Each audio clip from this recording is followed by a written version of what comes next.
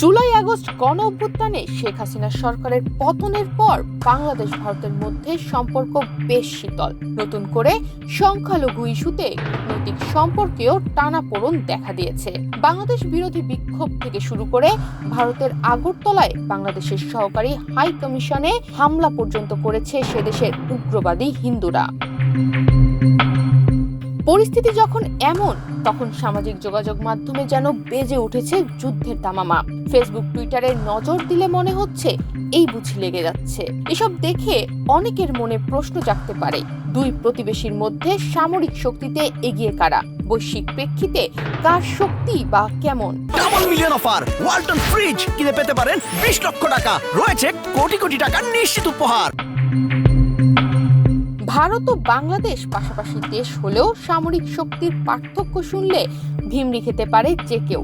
2024 সালে global fire পাওয়ারের report অনুযায়ী বর্তমানে বিশ্বের চতুর্থ বৃহত্তম সামরিক শক্তিধর দেশ ভারত। বিশ্বের সবচেয়ে শক্তিধর দেশ আমেরিকার পাওয়ার ইন্ডেক্স 0.0699, ভারতের 0.1023। এই তালিকায় বাংলাদেশ রয়েছে 37তম অবস্থানে।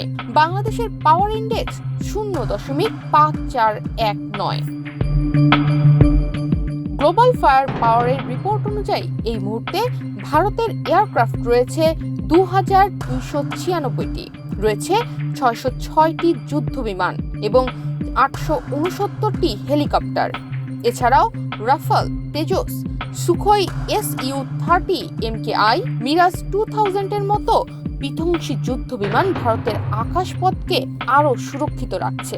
অন্যদিকে বাংলাদেশের এয়ারক্রাফট আছে মাত্র 216টা, যুদ্ধ বিমান 44 আর 73টি হেলিকপ্টার।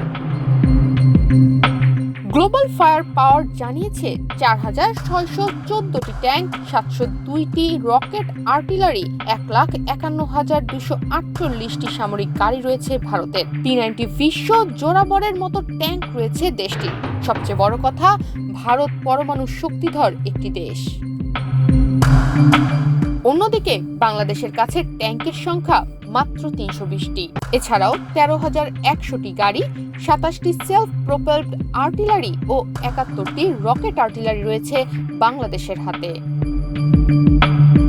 এদিকে ভারতের নৌবাহিনীর হাতে যেখানে 294 অ্যাসেট রয়েছে, সেখানে বাংলাদেশের অ্যাসেট সংখ্যা মাত্র 117টি।